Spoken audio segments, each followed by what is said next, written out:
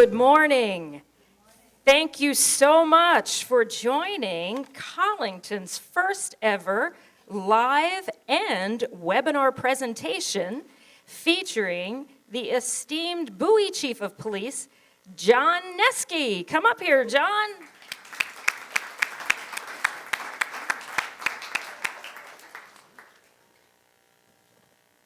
Always makes me nervous when we start with esteemed, so sets the bar a little high. I'm going to struggle here because I'm glued to the podium because of the webinar, so if I start to wander a little bit, you guys are going to have to push me back. Again, name is John Neske. I'm Chief of Police for the City of Bowie. Cybersecurity is a growing problem in all of our lives. When we teach defensive tactics or we teach people how to fight and defend themselves, you always say you got to give something up to get something. Same thing applies to the internet. In order to get something, you got to potentially give something up. So we want that access, we want that sharing of information, but we also make ourselves a little vulnerable when we do it. So hopefully today we're going to touch on some things that can be relatively easy to implement, and we're not going to talk code, we're not going to talk script or anything like that because I don't know anything about code and script. So we're going to stick to the basics. Can you forward, please? So now, a lot of things have changed. We hear a lot of complaints about millennials and all the different generations and kind of the differences. So let's take just a quick peek at some of them. Like you got a pen and paper, start writing.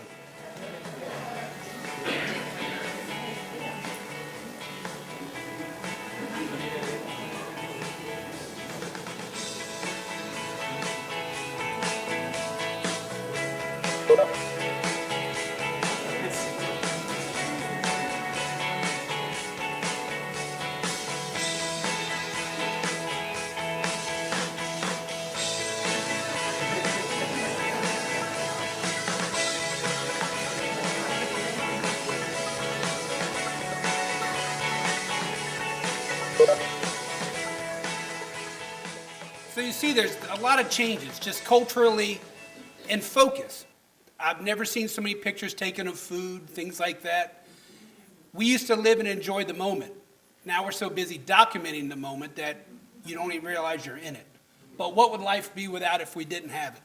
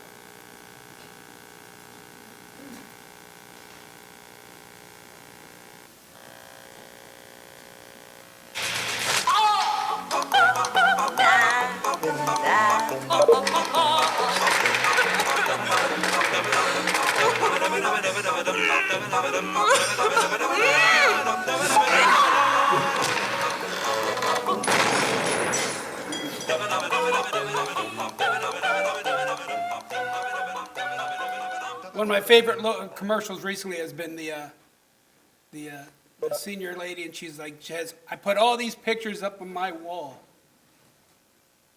And the one lady's like, this isn't how that works. She says, I unfriend you. I said, this isn't how any of this works. But how many of us have been on this side of the equation here?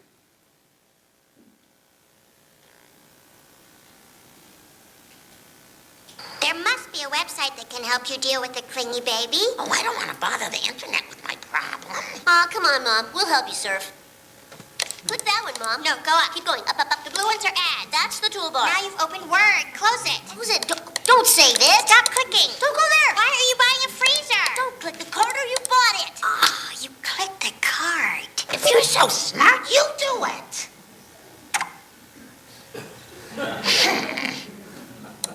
Cry? What does that stand for? Creative Responses for Infant Edu-Loving. Oh, edu-loving. They come to your home to help you raise independent, self-actualized children. The counselors can come day and night because they have no families themselves. Okay, I'll sign up. You just bought another freezer. Well, maybe I wanted another freezer. I guarantee you need something figured out. You go find a 5 or 6-year-old, they'll help it. It's amazing because they've never not known it. So it just comes naturally to them. It just makes me crazy sometimes when you see a kid at dinner. And when I was a kid, you just had to sit at dinner. You had to interact with people, but you see, if the kids don't know what to do without the stimulus, and they're just doing this, and the parents don't have to talk to them, and we don't have to hear them. It's just amazing how quickly they pick up this technology. So, but there are many uses for technology. General information. Remember the arguments used to be, no, it's this. No, this person starred in that movie. No, and you'd argue about it till someone got mad and left. Now you just look up the answer. So for shopping, social networking, it's amazing. And you think about how hard it was to keep track of people, especially if you moved across the country. I don't know why they have class reunions anymore, because nobody's ever been disconnected. They follow each other. My son still plays. He's overseas with the Army, and he's playing. They play video games together with people that he played video games in college. It's amazing. You never disconnect. Banking, we'll talk about that, and of course, the ultimate use of the internet is funny cat videos. But all these things, remember, I said to get something, you got to give something. We risk identity theft, access to your financial information, scams, misleading or false information, corruption or ransom of your computer, access to embarrassing information. So what is cybersecurity? It's just general internet safety, knowing what you're clicking on, where you're going, what you're doing. It's protection of anything connected or accessible by the internet. Your computer, your phone, anything that connection gives someone else access to. Your networks can get corrupted. Your devices can get corrupted. And any cloud-based information that you might have. And that's the big thing now, is cloud-based storage for your information. How good is your encryption on your cloud-based information? Is it a trustworthy source? General tips, just like anything we talk general scams and frauds. If it's too good to be true, then it is. There is no free lunch. There is no free pet. Anybody here ever get a free dog or a free cat? Free to a good home. No, it's not. Vet bills, food bills, there's no such thing as free.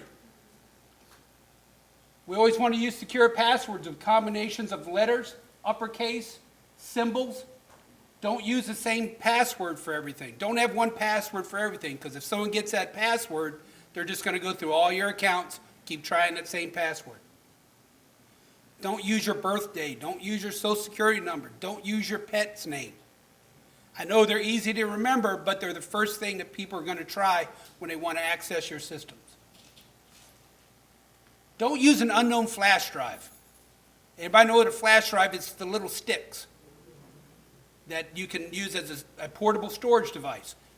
If you use a flash drive, you have to make sure you have security on your computer that will run a virus check through that, bless you, through that flash drive before it gives access to your computer, because that's a great way. People give away flash drives sometimes as marketing devices. Make sure you have some kind of endpoint security that will check that device before giving it unfiltered access to your computer. Change your password and your username of your home network. If you have a home network, don't use the ones that Verizon or whoever gives you. You can go in the settings and change those. Because again, you don't know who the folks are that set that up, that have access to your records. Your Wi-Fi password a lot of times is written on the side of your router. So if you've got somebody in there doing work on your house, or you've got a disgruntled Verizon employee that just got fired, they have had access to that information, so change those. Always use a firewall on your home network. Ensure that your antivirus software is up to date. That is very important. Every single day almost there's a new virus, there's a new bit of code that can be used to access your computer. Your virus software, I can't stress this enough, keep it up to date. Pay attention to that little window that says you need to update your settings. Devices should lock after a period of time. How many people's phone goes on lock after you haven't touched it for a little bit? Okay, after today it should be everybody. Okay, that's one of the things. If I leave my phone laying around, I lose my phone. I don't want people to be able to access my history. If I have banking on there, I don't want people to be able to get into that information. So you need to make sure that it locks after a period of non-use. Use your privacy settings. That goes across the board. You can even have settings on your phone that if it's in sleep mode and you get a phone call or you get a text, nobody can see that text until you unlock the phone. Privacy settings includes what information is shared with people, who can see posts, things like that. Think before you click. Remember, you can't unring a bell. You can't unclick a click. Once it's clicked, it's clicked. It stays clicked. There's no unclicking it. Make sure you think about what you're opening up. Always read disclosures before downloading anything, any kind of software. A lot of the times, and it's crazy, if you ever wander the internet, you go looking at something, say you're on Amazon, and you search for whatever, bicycle pump. I don't know why bicycle pump just came into my head, but bicycle pump. Then you go to your Facebook page, and what's on that right-hand side? An ad for a bicycle pump. It's scary, isn't it? So make sure you look at those disclosures and what they're going to do with your information, what they're going to do with your contact information. They're supposed to tell you that before you download anything. Free trial software, things like that, nothing's free. They're making money probably selling your information to somebody else. Your email address, your information. Explore the security options for all your devices, including your game systems. How many people have video game systems? Again, it used to be the Atari 2600. Right there, that was it. It didn't talk to anybody. You had to have your friends come over.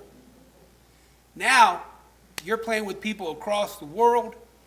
You're doing all kinds of stuff. You're watching Netflix. You're doing all these things through those gaming systems. You have to make sure that you have the security settings set up properly. Back up your data. You can get a terabit, which is a lot of data, on an external drive, very cheap, $40. Make sure you're backing all your information up in case your computer gets locked up or dies or corrupted. You've got your information in one spot. You need to do that regularly. Always log off and clear your password. How many people have programs? I'm not going to embarrass you. Some people have programs that it says, remember me. Google Chrome loves to remember stuff. You want me to remember this credit card? Nope. You want me to remember this password? Nope. Because they think they're making it easier for you, that you don't have to remember your password. Well, guess what? If somebody gets in your device, they can get into all your stuff. Out and about, Wi-Fi, sitting at the airport, we're sitting at Starbucks, we're doing whatever. Always make sure that that Wi-Fi network is secure and or encrypted. A lot of scams or a lot of the things that we see that people get into trouble, they're sitting at a Starbucks or someplace and they say, let me check email, or let me just pay this bill real quick, where they're not on a secure network. So somebody can intercept that information before it gets to your banking institution. Most Wi-Fi hotspots are unsecured. Ensure your Wi-Fi is authenticated and know the exact name of the establishment that you're using. Some people will they'll get a computer and sit there and drink their latte and set up a fake Wi-Fi, Starbucks. And you go, a Wi-Fi. Well, guess what? You're talking directly to their computer. You're not on the qualified Wi-Fi network. You're going right into their computer, and they're just taking all your information. Avoid using personal information banking if you're in a public Wi-Fi spot. I know sometimes I forget to set my out-of-town banking notices, my travel notices. So I'll just do it at the airport. And I think I'll just wait. I'll use cash till I, get to a secure Wi-Fi network. Because again, you don't want to be doing the sign-ins and any of your banking stuff on an unsecured network. So let's talk a little bit about malware. What is malware? Malware is just a fancy name for software designed to disrupt, harm, or hijack your computer or data. This includes spyware and viruses. It can either collect your data, corrupt your computer, or lock your data away. So you can either steal it, ruin it, or trap your computer. And we'll talk about some scams that gets people in there to lock your computer down. It's called ransomware. They basically hold your computer for ransom, as a hostage. Some common signs that you might be infected with malware. Slow or sluggish performance. If you've got your computer's running great, all of a sudden it just slows down and it's not operating right, that could be a sign you've been infected. The computer crashes, you get repeated error messages, or it automatically sends you to a website that you didn't want to visit and you have no association with at all, because they're trying to push you in a direction to click on something.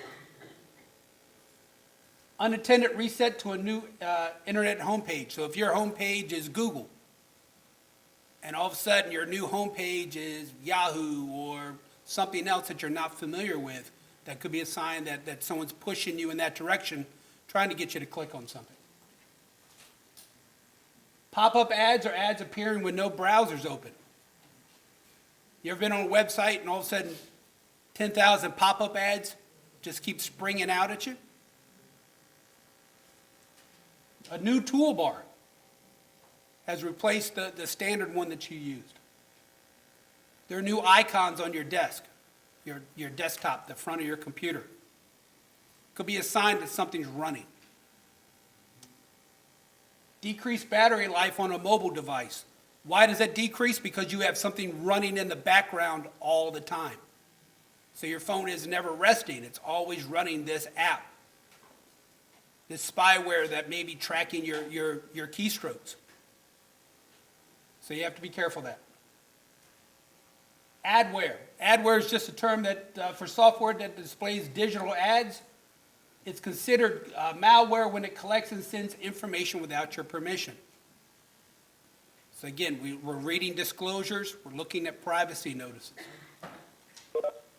If malware is detected on your computer, immediately stop whatever online activities you're using that require any personal information or passwords. If you got malware, now's not the time to go check your bank account to see if something's happened to it. Because that's our first response, right? That's what people tell you. As soon as something happens, I got to check my bank. Well, don't check it on the machine that's corrupted. Update your security and viruses software, and then run it. That might pick up and get rid of what you have. And again, get reliable tech support. And we'll talk about some of the issues that people are bumped into that don't have reliable tech support and get their computer frozen or worse things happen. There's also things called phishing. Phishing is when a cyber thief sends you emails trying to lure you into providing personal information. It may look like a legitimate site that you use. It may be an email from your bank, but it's not really an email from your bank. You have to be careful. I got one the other day that said I have an upcoming court case. Not outside the realm of possibility, sure. But it said, you have an upcoming court case number, blah, blah, blah, blah, blah, and it was a link. So, of course I didn't click on it. But if you're not thinking, oh, what case is this? And you click, and it's too late. You can't unclick a click. Remember? Once you click a click, it's clicked. It stays clicked.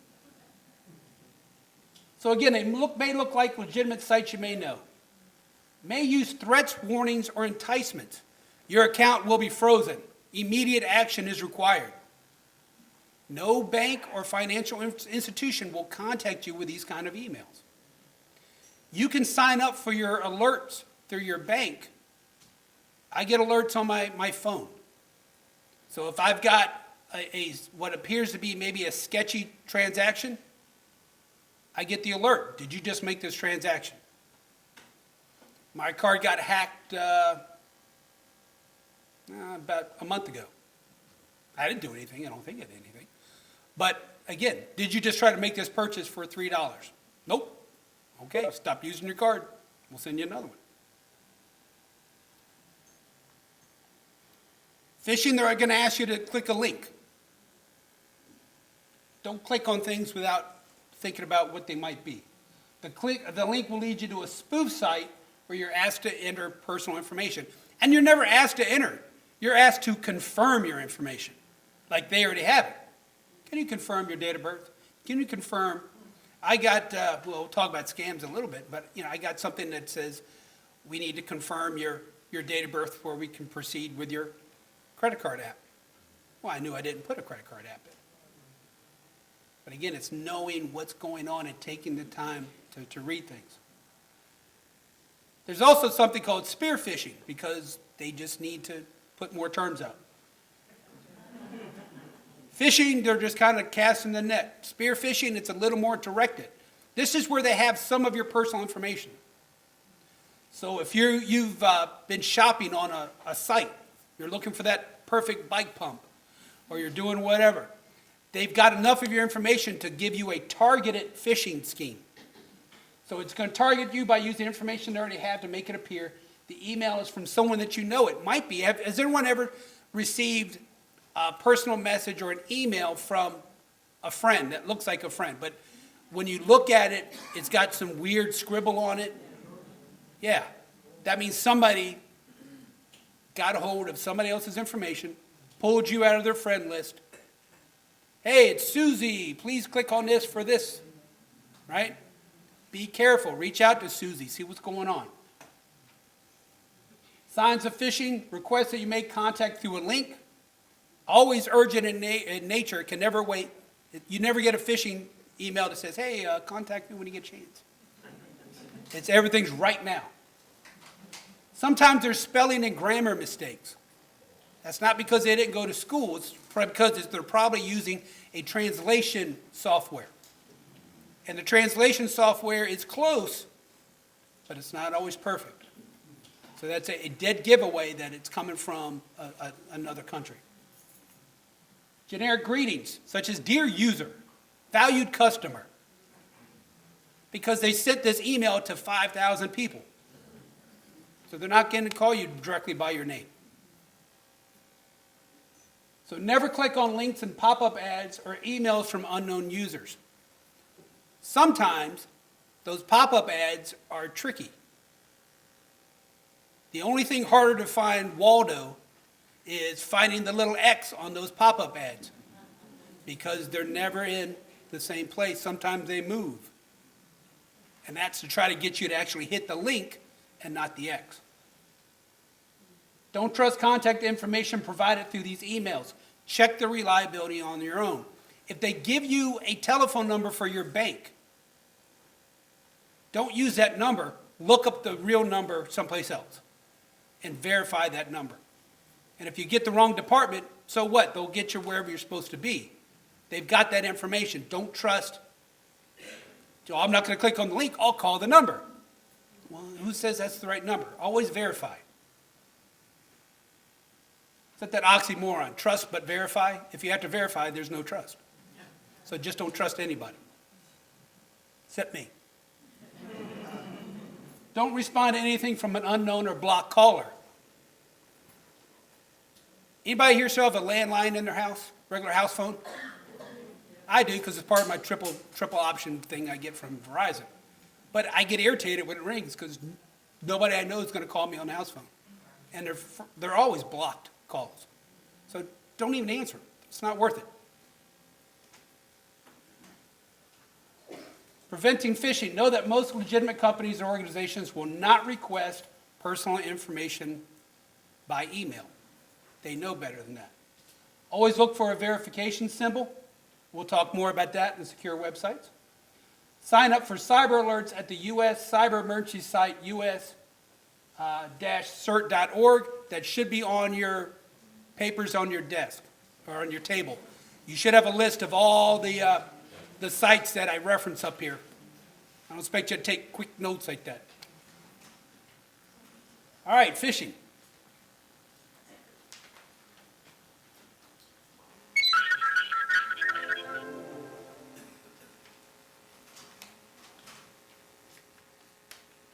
You've probably seen it. You receive an email from your bank or trusted company, and it's asking you for information. It looks real, but it's designed to fool you into handing over important information. This is a scam called phishing, and you need to avoid it. Most of us have gotten used to doing business online. We buy and sell things. We have accounts with sensitive information. The risk of doing business online is low as long as you deal directly with organizations you trust. Problems occur when criminals impersonate these organizations and fool you into handing over sensitive information like account numbers, passwords, and PIN numbers. The key to avoiding this scam is awareness. Here's one example. You receive an email that looks like a trustworthy message from a bank. It asks you to click a link to verify information. You assume it's legit, so you click the link and log into what appears to be your bank's website. At this point, the scam is complete. You've handed over your bank password to the crooks who can use it to take your money. Boo! They were able to fool you by impersonating the bank's website. There are a few keys to detecting phishing emails. They often try to scare you by saying your account has been accessed or security has been compromised. They also insist that you click a link to verify information or fill out a form. Do not click links or fill out forms in suspicious emails. The email may also have misspellings and call you something like valued customer. The crooks don't know your name. Remember, phishing emails may use the exact same logos, phone numbers, and addresses that appear on your statements or bills. Always be suspicious of an email that asks for your information. No exceptions. If you receive a phishing email, stay calm. There's no risk to receiving it. Just delete it. You can also safely report it by forwarding it to reportphishing@antiphishing.org or spam@uce.gov. This is Canadian, don't write it down. If an email does lead you to a suspicious website, remember to look at the web address. The address in your browser should look familiar. If you suspect that criminals have your information, immediately contact organizations where you have accounts. To protect yourself in the long run, you might also consider anti-phishing software. Further, check your online accounts and credit reports regularly, and quickly report anything that is out of place. Phishing scams are a growing threat on the internet.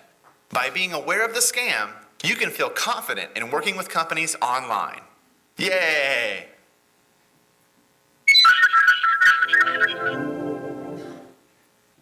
You could tell that video is from Canada the minute they went, yay. So don't worry about the link that's on there.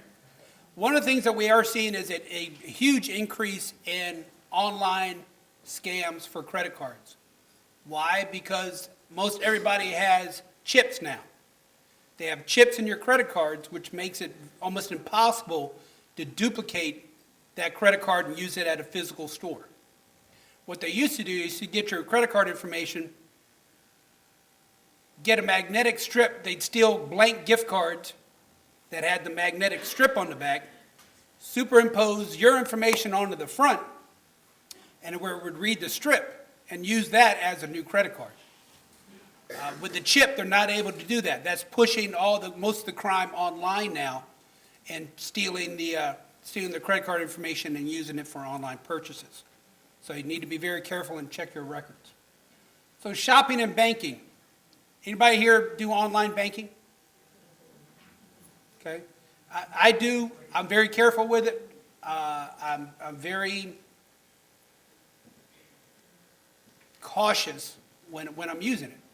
Cautious about what computer you use when you're doing it. Don't go to the library and use a computer for online banking. So you want to make sure that you're aware, but it makes it very easy. You don't have to wait for that 30 days for your physical statement to get there to check your accounts, so you can see if somebody's making unauthorized purchases or withdrawals, and you can catch the fraud much, much faster. So when you're shopping and banking, always look for secure network indicators such as HTTPS. Usually a website would just have the HTTP without the S. If it's a secure network, you'll have the S after it.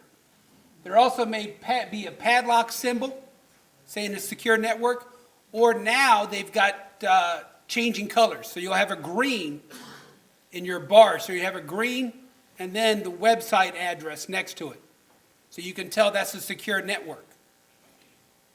I know that the internet's great for shopping, but be careful when you get off the beaten path. If you're on Amazon, things like that, that's one thing. If you get into the PayPal things, that provides some security because PayPal usually vets the vendors. But if you're off-road someplace and you're just buying from some little mom-pop shop, supposedly, that has that one-of-a-kind item, you really need to make sure that you're careful about what information you're giving and what you're using.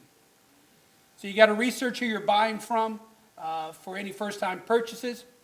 Always read the privacy and return policies of the site you're using. Make sure they're not selling your data to somebody. Maybe not be your financial data, but again, remember, I look for a bike pump and all of a sudden I got bike pump ads all over my Facebook page. Use credit cards rather than debit cards when you're shopping online. Credit cards provide some protections that debits do not. Plus, if they get my credit card, that gives me time to discover it. If they get my debit card, they start emptying my checking account out, I'm going to be unhappy. Okay? Avoid pressure to buy service plans or upgrades to services. Know what your true needs are. How many people have gotten calls from Verizon or whoever their phone network is saying, you're ready for an upgrade? Maybe I don't want to upgrade, right? Take a look and figure out how much data you're using.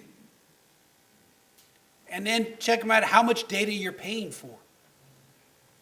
Service plans. If you go buy anything, they want to attach a service plan. Know what the warranty of your products are. Do some research, see what the likelihood of a repair actually is.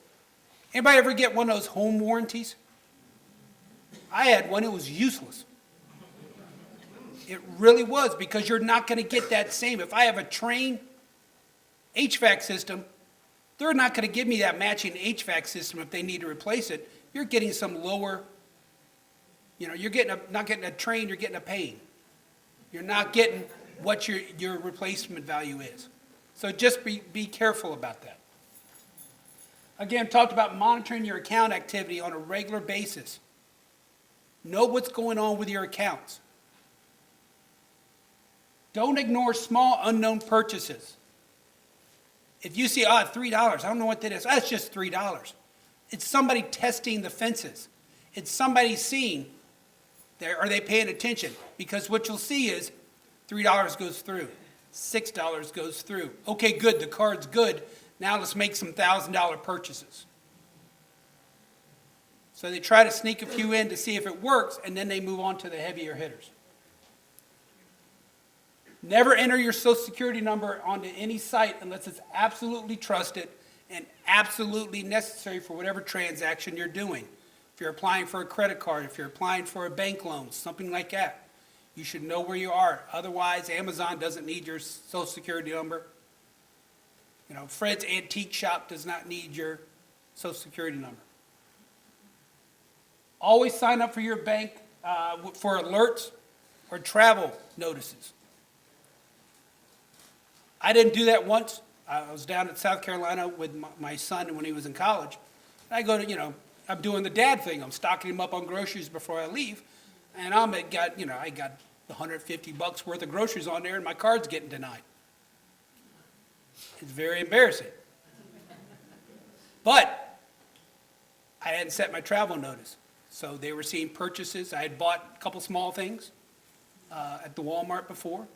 And then I hit them something big. So my pattern was a couple small things to test the water. And now a big purchase at Food Lion. They blocked my card. I couldn't get mad at them because it protected me. It was my fault for not setting my travel notice. So make sure all those things are in play for your card. You get text messages. You get automatic alerts.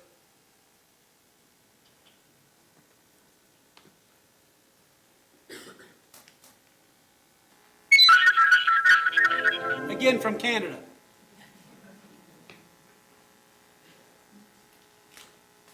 Whether it's buying shoes, managing bank accounts, or just connecting with friends, most of us depend on websites. Unfortunately, it's easy to be fooled by fake websites that are designed to give your money or private information to criminals. Thankfully, it's now easier to know when a website is secure. When you need to use a website to make a purchase or provide sensitive information, there are two big things to think about. The first is the connection from your computer to the company's computer. Your name, credit card information, and other things have to travel from one to the other. This connection needs to be secure so that criminals can't access the information en route. The second is knowing that you're working with a company you trust. If you're working with a company you trust using a secure connection, your information is safe. But how do you know?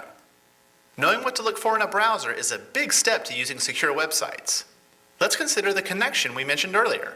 Secure websites encrypt information before sending it between computers. This makes the information completely unreadable for criminals. Only the computer on the other end can read it, making the connection secure. There are two big ways to tell if the connection is a secure one. First is the address bar, where you're used to seeing HTTP. Secure websites have an address that starts with HTTPS for secure. You can also look for a padlock icon in the browser. If you see the S and padlock, the connection is encrypted and secure. But what about the organization behind the website? How do we know it's not a criminal with a secure connection?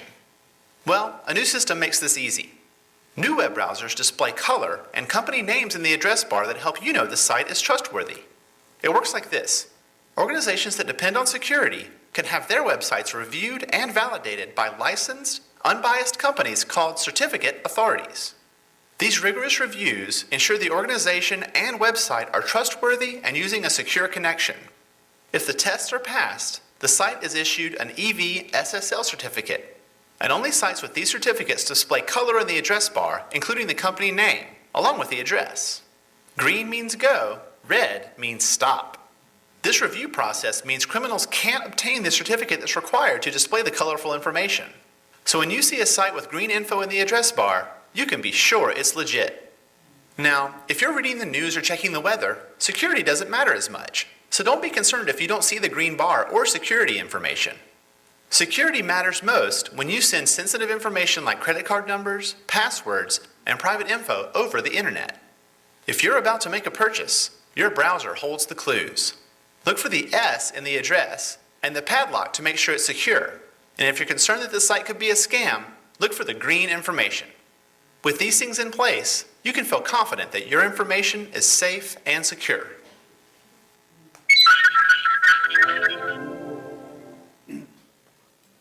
So I used to get, occasionally you get an error message or you get a message from your computer that says cannot authenticate the certificate. Now you know that don't click on it. You know, it doesn't matter who sent it to you. If they can't authenticate it, don't use it. Charities. Charities are a wonderful thing. Giving is a wonderful thing. Unfortunately, some charities use marketing companies. And some charities make more money off of your information than they do the $10 that you wrote them a check for. My dad I was cleaning the house up a little bit for him. I now have 4 or 5 gigantic Tupperware tubs full of little Indian blankets. Because he did one charity, they sold that information. He's getting mail and from the Sisters of Guadalupe and everybody else. And I told him I don't want any more Indian blankets for my birthday or Christmas. I gave him a secured shopping link to use for me.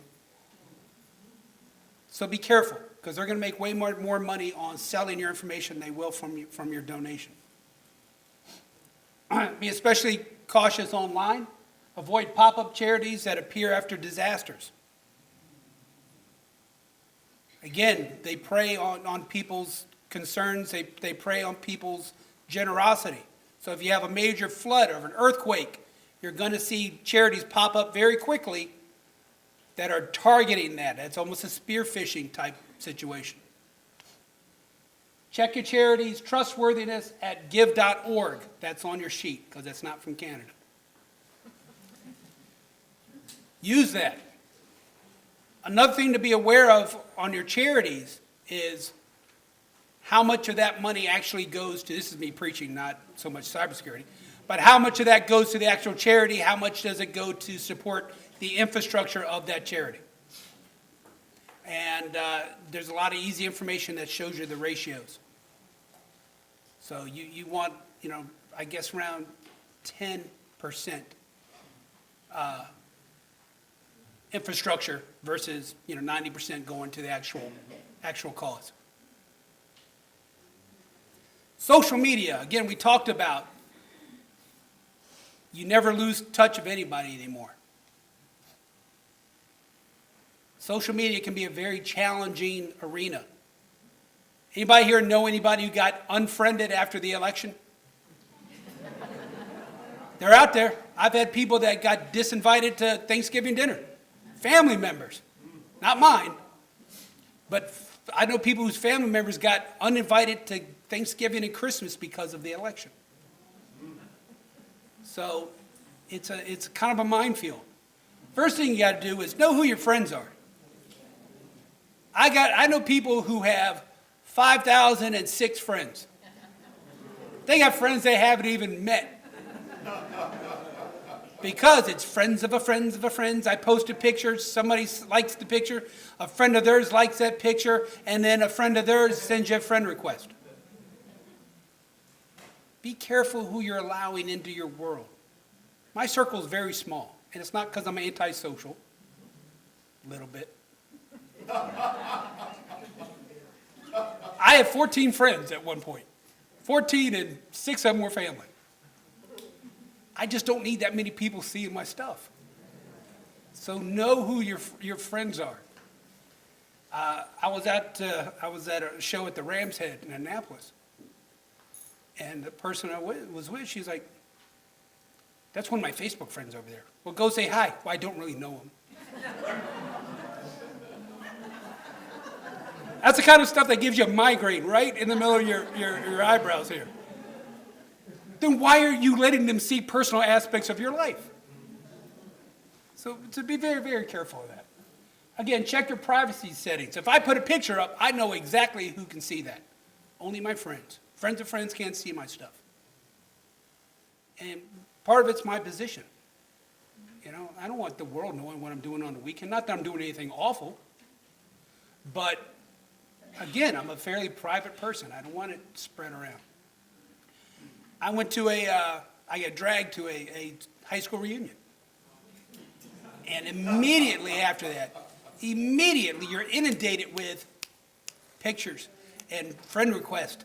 And I didn't like these people in high school. I barely tolerated them at the reunion. Why do I want a bigger presence of them in my life? So you have to be very discerning. Avoid putting personal information such as date of birth, address, etc. If they're your friends, now great it. I love Facebook because it does help me remember people's birthdays. But don't put your year. Don't put the whole thing. Be careful what you put. Don't put your real email address up. Don't put your physical address up. Think before you post, because once it's out there, it never truly goes away. Anybody here heard of Snapchat? Snapchat moves too fast for me. My son sends me Snapchats. I'm like, I got to see it again because I just, I have no idea what I just saw. And there are ways you can still right-click that and save it. We had a huge problem in the junior highs and the high schools with, young girls sending pictures of themselves in various states of undress to boys. It's just me and you, honey. I'll never show anybody until we break up. And then, think about that.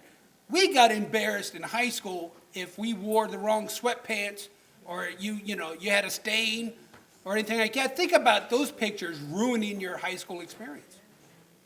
So we have to be careful because once it's out there, it's out there. There's no unringing a bell or unclicking a click. Again, be careful what pictures you post. Consider what's in the background. What's in the background of the picture? Maybe you're just taking a nice picture, but you've got your wall safe behind you. Or you've got something that's going to pique somebody's interest that, hey, that's a 66 Les Paul on the background there. Where's this guy live? Well, that's a great TV set, or that's something that I would really like to have. Whatever it might be. Also, be skeptical of what is posted on feeds. Don't take everything as a fact and use critical thinking. Because we all know whatever's on the internet is true, right? The great big governing body of the internet, Al Gore would not let anything get on the internet that wasn't true. Think about what you're looking at. Again, I've got, for someone who's antisocial, I have a lot of friends I mentioned. They go, did you hear about this? Where'd you get that? If that's a Facebook feed, let's stop talking about it right now. If that didn't come off of CNN or a reputable site, I don't even discuss it anymore. Because that was a big topic of conversation, all the fake news feeds and everything else that was just fed through, and people go, oh, must be true, bloop, spit it out. So make sure you're careful about what you're spreading and what you're buying into on the thing. Because again, there used to be urban myths and urban legends. Now they're taking this fact. So we got the Goat Man and Bigfoot running around out here now because we saw it on Facebook. Again, Snopes.com or PolitiFact.com, they're on your sheet. Great ways to dispel things or know if they're a scam. I got an email from a marketing company, wanted me to do some marketing. Take a survey, we'll give you $100. Okay, sure, hang on. I checked them out, and it's a reputable marketing. The worst I could find on the reviews from Better Business was the checks are late. Okay, I can deal with that. But again, I was very cognizant of what are they going to ask me to identify me, but it's again, just age. I won't say what that number was. But nothing personal. But again, you've got to have that, I don't trust anybody feeling in the back of your head. Be careful what apps that list your location. How many people have GPS on their phones? How many people, Facebook loves to say where you are. Make sure you disable that, because nobody needs to know where you are unless you want to tell them.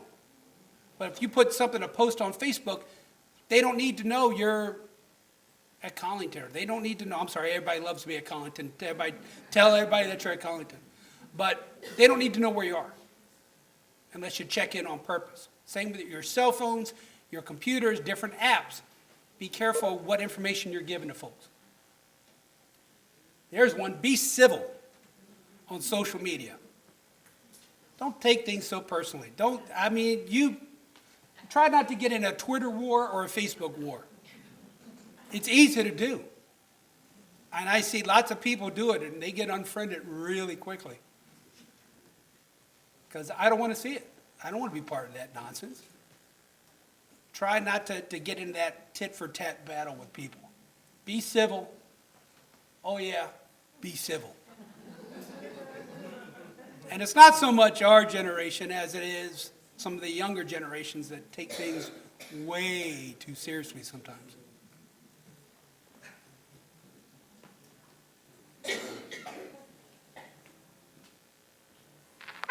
GetCybersafe.ca presents Easy Ways to Stay Safe on Social Networks. Social networks have taken the cyber world by storm.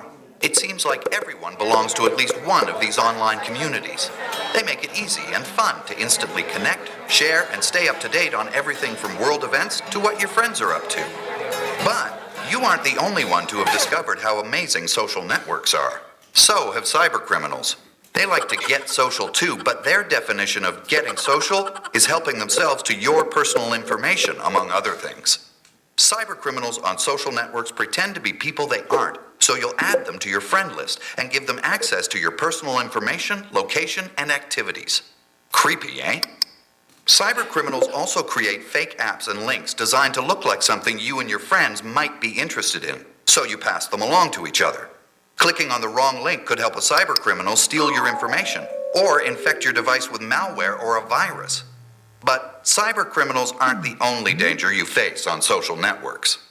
You can also do harm to yourself by sharing embarrassing words or pictures that may come back to haunt you. Social networking is extremely popular with young people who may be less aware that it's very easy to lose everything while trying to be social. But don't worry, it's just as easy for you to protect yourself simply by doing some easy things. Easy thing number 1. Never click on a link to go to a social networking site.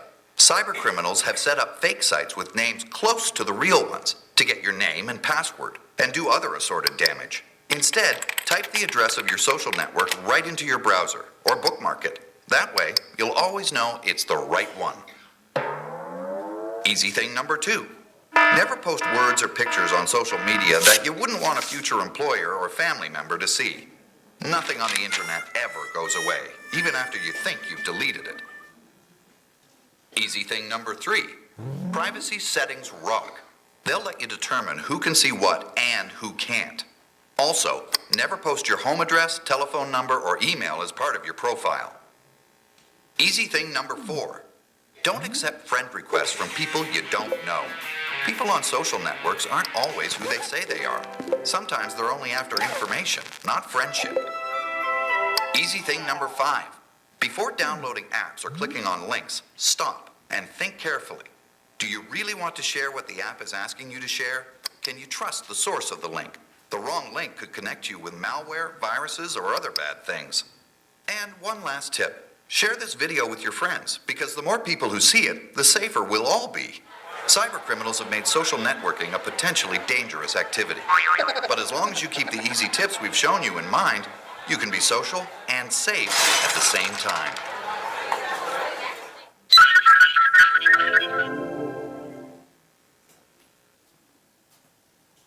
The other aspect of this, meeting new friends or possible romantic partners. This scares me a lot. When my kids first started talking about Tinder, anybody know what Tinder is? All right, hold on to your hats. Tinder is an application that you can put on your phone. And you say, I'm looking for a female this age range. They'll go bloop within a 25-mile radius. You'll start to get pictures of females within that specific group within 25 miles of you. And if you like them, you swipe right. And then they get a notice that goes, so-and-so just swiped right on you. And if you like them, you swipe right too. And then you're connected through the app. The chit-chat text blows my mind. Blows my mind. Because people just take it for granted that, everybody's who they say they are. Everything's on the up and up. My son's on this, and he'll have some great stories now. Daddy wouldn't believe this woman. Oh my God. But again, it's such a mind-blowing thing to someone of my age, you know. You just wandered, if I was dating, you just wandered around till you found somebody interesting to talk to. Now you don't have to get off the couch. It's crazy. But again, if you're going to use it for these things, know what you're looking for and choose the right forum or app. You know, there's lots of different social sites, dating sites that you can meet new and interesting people that aren't going to lock you in a basement. Make sure the first meeting is at a good, safe, public place. Be aware of different online dating scams. Watch for abnormalities in writing or grammar that may indicate they're using a translation program.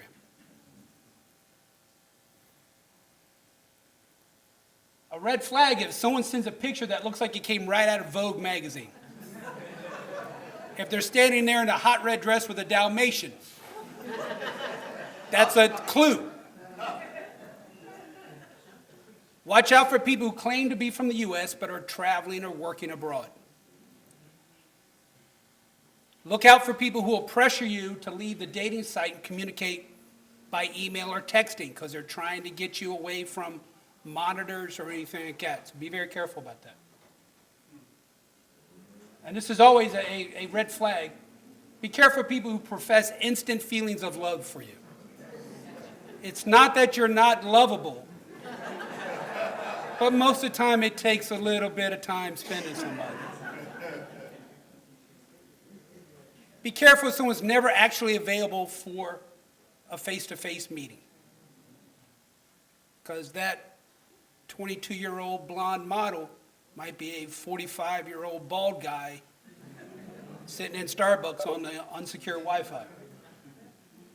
Be careful if someone's asking you for money. They put out a quick sob story. I've got health issues, family emergency. I'd love to come see you, but I have no money for the ticket. Can you send me some money and I'll come see you? All right? All red flags. Your mobile phones. Again, you're walking around with a mini computer. Except my dad, he still has a flip phone. I'm trying to get him to upgrade a little bit. If anyone here has a flip phone, I apologize for that comment. Make sure your phone is password protected, or better yet, your fingerprint. Disable or monitor your location information. Only use reputable apps from as Arnold says, from the App Store on your phone. Phone should lock after non-use. We talked about that. Medical information. We all love to see what we have and save us a copay. I'm just going to look up what my symptoms are on the internet and diagnose myself. Be careful. Use reputable sites that have been vetted by medical professionals. Because I don't think you have Ebola. It's not that the chance might be out there, but it's not likely. So make sure that you're entering the right stuff and make sure that you're in a reputable site. Don't rely on online advice for diagnosing. Always check with a doctor before taking any actions or taking any medications. We all get the pop-up that says increase your testosterone levels. Increase whatever you want to increase. That came out wrong, sorry. Whatever levels you want to increase. Always check with your doctor because these things are not checked out by anybody. There is no FDA approval. There is no, on a lot of these supplements, somebody's making it in their basement. Be careful about what you take and how it's going to interact with it, whatever medications you might be taking. Some of the scams we're seeing. Technical support. You get a call from tech support that says, hey, you got a problem with your computer. Let me share your screen so I can see what's going on. I'll need your password. Happened to my dad. Locked my dad out of his computer. And when I scrolled down and got into his Verizon account, someone had put a sub account on it. So you got to be careful. Tech support won't call you. Yahoo, Google, they do not have tech support. You need to make sure you're talking to someone reputable. Personal emergency scams, you might get something that looks like it's from a Facebook friend or an email from someone saying they need emergency funds. I've got, I hate to do this, hate to say this, hate to ask this, but here's what's happening. You're the only person I can reach right now. Make sure you double check and make direct contact with that person before you send anything or click anything. Again, the you owe money scam. Emails from bill collectors saying that we've just taken your account, you're getting ready to go to foreclosure, we're getting ready to do this, we haven't received your taxes, whatever it might be. This is your final warning. If this is not taken care of in 24 hours, we will be some kind of penalty. Again, the urgency is what should strike you, especially if it's the first time you've heard of anything. So make sure you take that step back, breathe, and check things out. Credit card applications, we need to confirm. It's never I need I just need to confirm your date of birth. I need to confirm your social security number so we can process this application. What to do if you're a victim of fraud? Call the business that you know the fraud took place and freeze your accounts. Check your credit reports. See what's on there. Make sure there's nothing incorrect on there. If you feel personal information has been stolen, you can place a fraud alert through one of the 3 reporting companies. Fraud alerts are usually good only up to 90 days. Depending on the nature of the fraud, a police report may be required. It really depends on the nature of the offense. A lot of the times, if you report it to the police department and the bank makes you whole, you are no longer the victim, the bank becomes the victim. And the bank has tons of investigators that usually work on these things. You've got to always monitor and correct your credit reports yearly, minimum yearly. There's lots of ways to get a free credit report yearly. And you can also look into identity theft services or bank alerts, definitely the bank alerts. Identity theft services, they monitor, but they may not participate in the fixing of whatever happens to you. They may let you know, but if someone actually gets something or does you damage, they may not include that in their services, the mitigation of the fraud. You've got handouts for the various websites. They should all be on there. If not, we'll get them to you. And before we go to questions, I'd like to introduce someone from Prince George's County, Matt Barba. I don't remember the exact title of the center, so I'm going to let you take it from here, because I don't want to say the wrong thing. Good afternoon, everybody. I'm Lieutenant Matt Barber. Yeah. They're doing a Webinar. I'm not going to be as entertaining as the chief here by any means, but we'll try. I'm Lieutenant Matt Barber with the Prince George's County Police. I appreciate you all having me here. I heard that there was going to be a good turnout, so I dropped everything literally and came up here. Webinar. I'm not going to be as entertaining as the chief here by any means, but we'll try. I'm Lieutenant Matt Barber with the Prince George's County Police. I appreciate you all having me here. I heard that there was going to be a good turnout, so I dropped everything literally and came up here. I just found out about this event literally, last week, and spoke with the chief and asked if I could come in and just talk to you all just for a few moments. I think this is a great educational piece for you all. I work for the county police, but I also partner with Prince George's County Family Justice Center. I don't know if you all are aware that the county now actually has a center that provides services to several different clientele in the county that come across. We target human trafficking, we target domestic violence, we target sexual assault, and we also target vulnerable adult. Some people call it elder abuse. I don't like that term because vulnerable adult, by the definition, could mean several different terms. It could be, you could have somebody who's literally 18 or 19 years old that's considered an adult, but that has either a mental or physical capacity that someone else has to take care of them. That's considered vulnerable adult. Everybody always says, oh, you do elder abuse. No, I don't do elder abuse. Look, I guarantee there's probably 95% of you in here better shape than me mentally and physically. Okay, it happens. So, but what we do is, and the reason why I heard about this, that I wanted to come up here, is because you're getting one of probably 4 aspects that you all could eventually be victims of. And what I wanted to do was just kind of educate everybody here. And what I did was, I know everybody loves little brochures to read about it. We are new. We're in the infant stages with the Family Justice Center. We opened up last July here in the county. So it's a collaborative effort. As of right now, I have 19 other resource partners collectively. So if anybody's ever a victim of a crime, we don't have to send you to a bunch of different places anymore. You don't have to go here and then follow up there. It's basically, in essence, a one-stop shop. As it relates to vulnerable adults, we do follow-ups both criminally. It could be through a municipality that I might be the liaison through, the city of Bowie, or we are the investigative entity for Prince George's County through the police department. So I do have a child abuse and vulnerable adult section that investigates these type of crimes. We also have a financial crime section. So when the chief advises you, sometimes you need to have a police report taken. It all depends on what the best interest is for you as a victim. We do coordinate with detectives that actually will do the follow-up with you or work with your banking institutions. It is very tedious, but they are trained experts that know how to do the financial crime. When you look at actually what vulnerable adult type crimes could be on you, you'd be surprised. Obviously, this one is probably the first and foremost. It's going to be the financial crime aspect. One of the other ones is what I would call domestic related.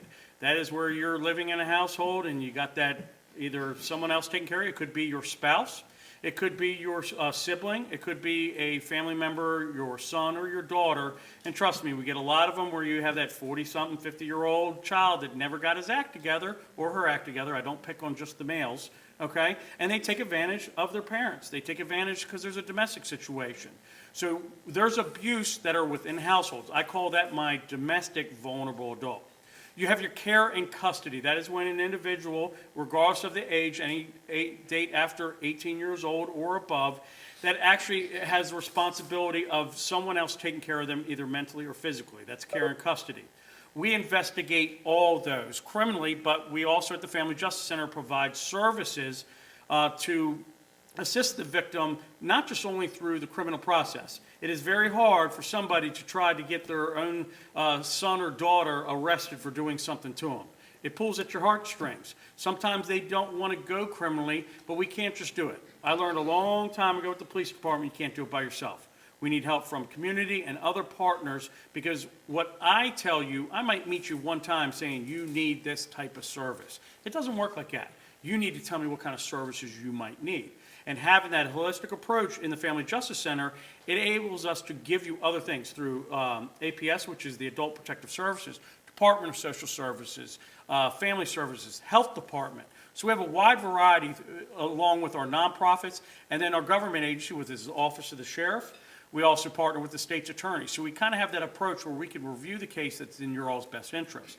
Obviously, the financial crime is basically an aspect. And one of the things that was brought to my attention recently was senior on senior. You guys are bullies to each other sometimes, okay? It might start off jokingly, but you know, it's a very protective society that you all have here. And by some chance, you don't realize you might be victimizing someone else. So we have the ability, basically as a police department 24/7 to help you with any of your concerns. The center itself, and I think there's a table outside, is that my understanding that we have? There's a table somewhere that you all can actually look at it. You know, it's a brochure, it's just basically shows you. It's right here in Upper Marlboro, so we do have a centralized one Family Justice Center. We're hoping that we are going to be able to grow and get one down in the southern end of the county and one up in the north end of the county as well. We'll take baby steps. Let's see if we can get successful with this one first, get the outreach. That's why when I immediately heard that you all had something like this, it's a lot of numbers you all hear in one place. I have no problem talking to 5 people if I have to, as long as the word gets out. No one has to approach me right here, but if anybody thinks that they know, and I hope out of the 125, 150 people here, we don't have any victims here, which is great, but you may know somebody else. If you see something, okay, it's like you see something, you say something. We have a lot of crossover type stuff that the issue on the surface may not always be the issue. We have a lot of dependency issues. We have a lot of drug issues. We have a lot of mental issues. We can help with all those type of services if we know about it. So a lot of times people won't feel comfortable talking to the police, and that's fine. You're not going to offend me by any means. But I'll be sure to put you in touch with the right people that will be able to help you. I have no problem. Look, I can turn this badge around, and I'm an advocate really quick, okay? I have to wear multiple hats. I get it. I've been doing it very, very long. I've been doing it with the chief here for the same amount of time frame. We've both been in the law enforcement field coming close to, 30 years, I guess. We went through the academy together. He didn't tell you that, did he? I was faster than him in the academy. That's the truth. He does And have more hair than that. I kept every single piece of hair on my head since we started. And I'm not saying both of us have been around a while, but I remember when I started on the police department, Ronald Reagan was still president. So we've been involved with this. He's been almost close to 30 years now himself. We know what we're doing, and unfortunately, sadly enough, one of you all, I would say at least one of you all, is going to go through the seminar and is going to get scammed by not paying attention here today. I hate to say it because it sounds so convincing, okay? Once it does, and if you find that, immediately just take that breath, okay, collect yourself, call the police. Call somebody who can come in and reassure you that either yes, it happened or no, it didn't happen, and here are the next steps. I hope I never have to meet any one of you all at my Family Justice Center. But it doesn't mean that I won't open my doors to you 24/7 in case you do. Okay, does that make sense? I'd rather not meet any of you all ever again for the rest of everyone's long lives in here, okay? But you may know somebody who might need that support.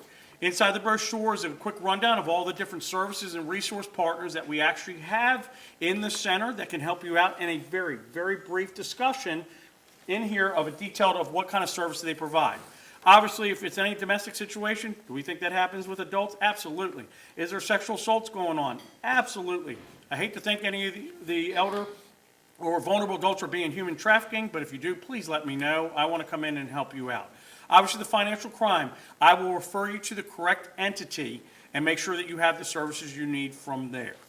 Does anybody have any questions? I mean, I could talk about this kind of stuff all day long, but I don't want to dip into his time and your nice little luncheon here, because it looks like they just gave you drinks and no food as of yet. Is that We're correct? between them and lunch. So. Okay. Yes, sir. You're pretty close to I-95, so the question goes to trafficking of kids and whatever. Is this part of your area? Absolutely. Absolutely. Everybody hear his question? Obviously, Prince George's County itself is basically you have a hub. We're in between Annapolis, Baltimore, and Washington, D.C. We're I-95, which is between New York and all the places in between, and Miami. Yes, trafficking.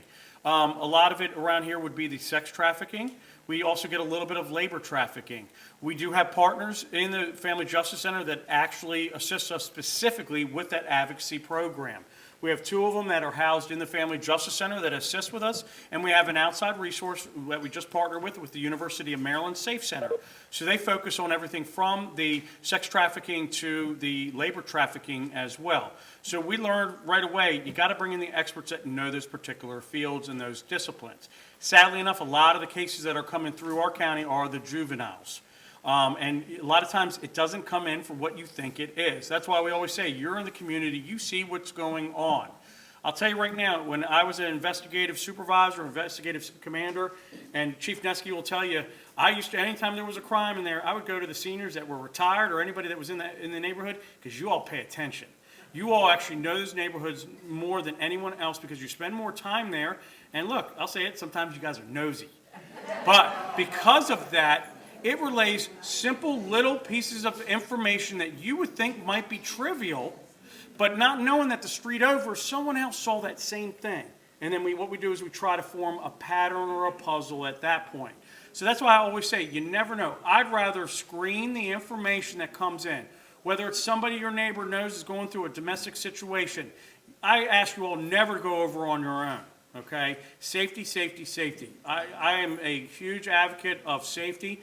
Any of my advocates or resource partners that we go out in the community with, I will not allow them to go out to these places without security or an officer going with them.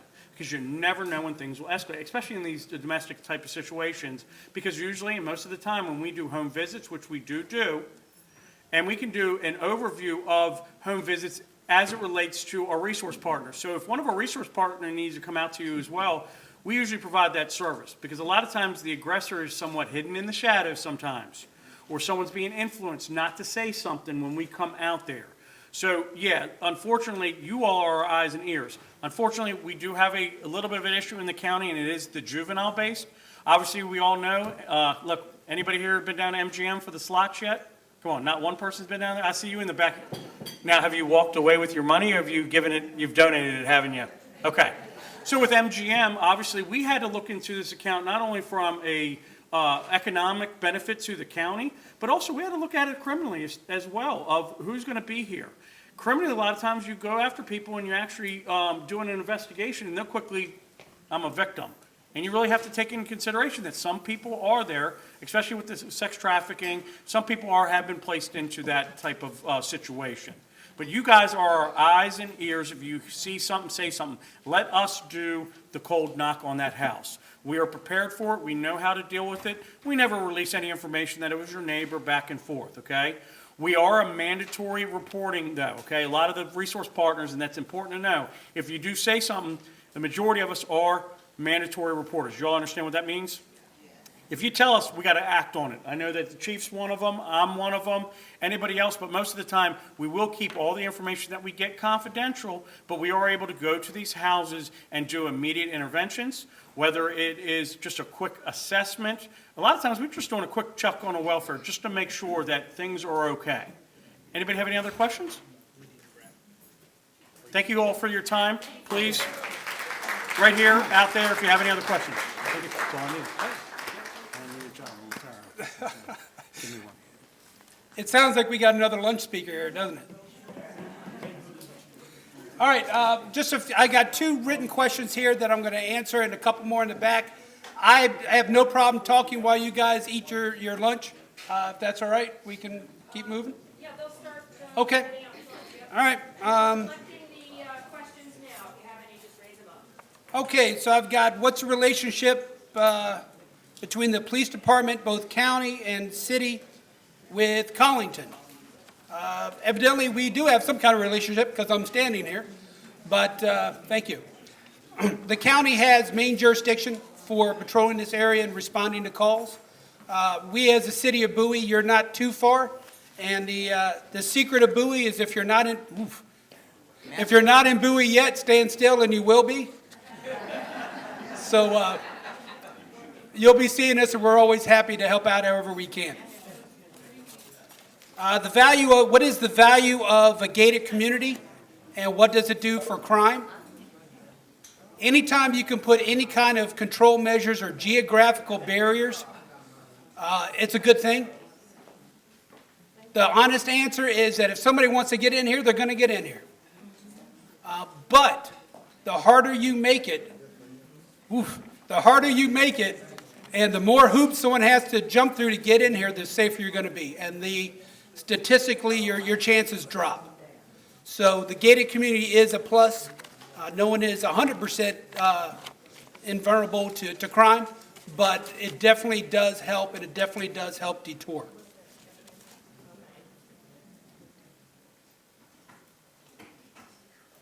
All right.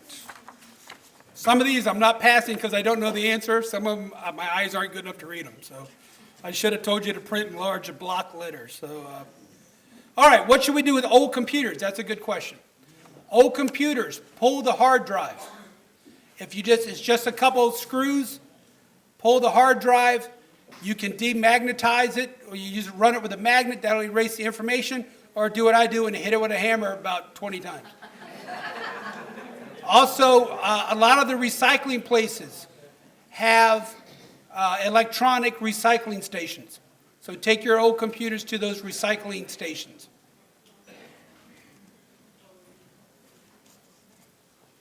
If you have trouble exiting out of an email, you've got something that will not let you close it.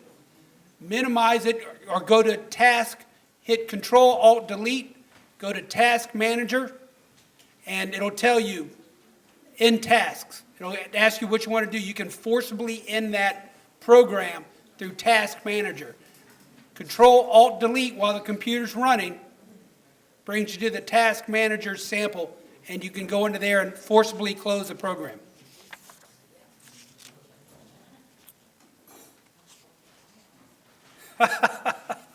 Is it unsafe to check your email from a computer at the senior center?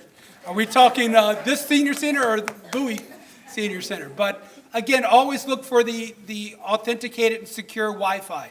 Usually if you're on a secure Wi-Fi, you're going to be okay. Most senior centers will have secure Wi-Fi where you need a password to get onto it. Get that password and log in from the staff at the senior center. If you're going to access your email, it shouldn't be a problem. If you're going to access any banking information, make sure you follow all the rules for the secure websites. When you finish the computer, should you shut down or log off? Yes to both. Log off and then shut the computer down. Even when it's in sleep mode, it's still drawing power, so it's good for your energy bill. Most computers now start up fairly quickly, so don't hesitate to do both. Please elaborate on hotel door keys. Do they contain privacy information? The hotel key does not. They program the hotel key to your account, but that hotel key does not have enough space. It's an access card. The access card communicates with the program to unlock the door. That program does not communicate, and that chip does not hold enough memory space to have any of your personal information on it. What is a home warranty system? That is, if you buy a home warranty, they'll tell you we'll come out and any repair costs you $50. They do it a lot with, you'll see them advertised on TV. It might come if you buy a home.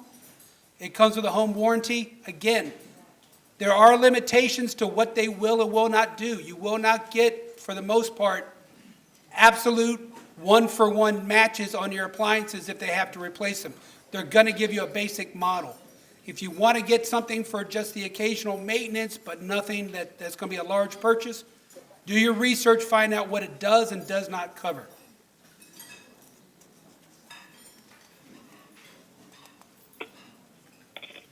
My internet provider asked for the Social Security number of the account holder. That should not happen. Do not give it to them. You can call them direct. Now again, if it's something different, if you're applying for the first time and you're filling out, but you might want to question on why exactly they need it. Is it an identification so they know who they're dealing with? Where's that information go? Do not just hand it over to them.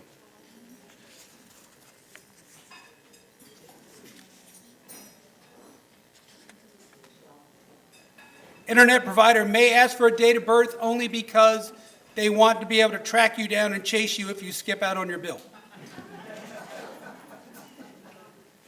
What is Instagram? Okay, Instagram is a picture sharing software. You can set up your friends. If you take a picture of your plate of spaghetti and you feel that it's share-worthy to the universe, you can put it on Instagram. People put videos, people put pictures on it. It's just another picture or video sharing program. Snapchat is something that if I send it to you, you have, I think it's 30 seconds to look at it, and then it disappears. Unless you right-click it and save it, and then you have it forever. But it's one of those things that try to get around people keeping pictures that they shouldn't have and to try to make it feel safer, at least, to send things. What kind of information will you find at Snopes.com? If you enter a keyword, say Chase email. If you enter that keyword into Snopes.com, it'll give you some of the scams that are associated with Chase email. Or if you get an email about Bobby's Burgers and they're offering free stock or something, you can enter Bobby's Burger scam, and they'll tell you if that's a legitimate enterprise or not. So they do all the research for you.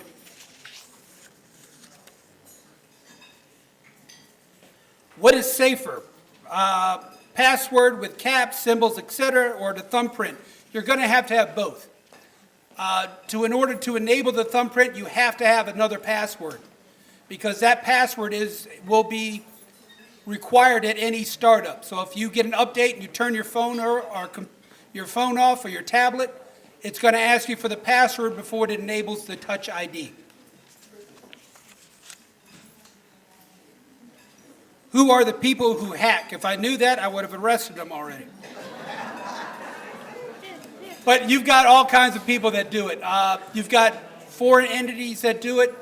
You've got people that could be your next door neighbor in the basement with a hacking system. They come from all different walks of life.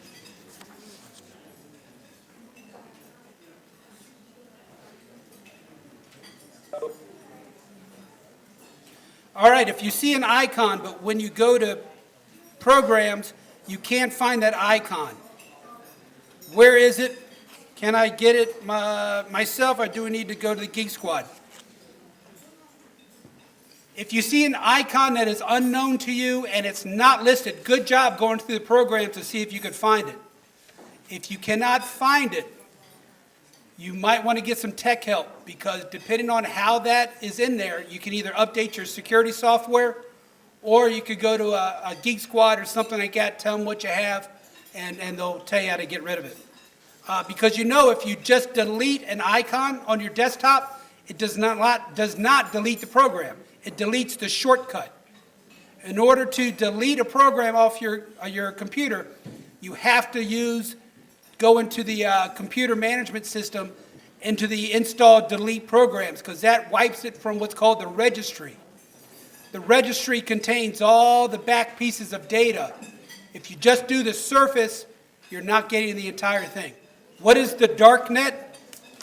The dark net is a underground, it's almost like Fight Club. It's an underground place where some scary stuff happens. People get human trafficked on the dark net. You can get illegal goods. You can do a lot of stuff on there. It's a place that I suggest you never go. It's kind of the wild, wild west of the internet. Okay, that's a good question. Your presentation is almost completely centered on Microsoft systems. What about Apple and Linux? Don't deal much with Apple and Linux. It's centered on Microsoft only because that's the majority of the users. The software, the privacy settings, all that is the same on Apple. It's how do you get rid of stuff that is a little more complicated or different with Apple. You'd have to just go to your Apple help, and they can walk you through that. Thank you very much for your time and attention. I always appreciate getting out of the office, so thank you.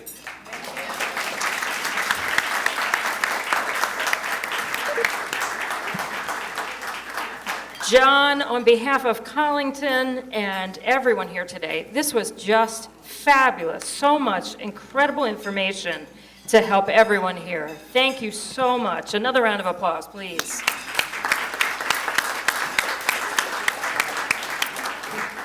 And I need to thank our webinar and call-in folks.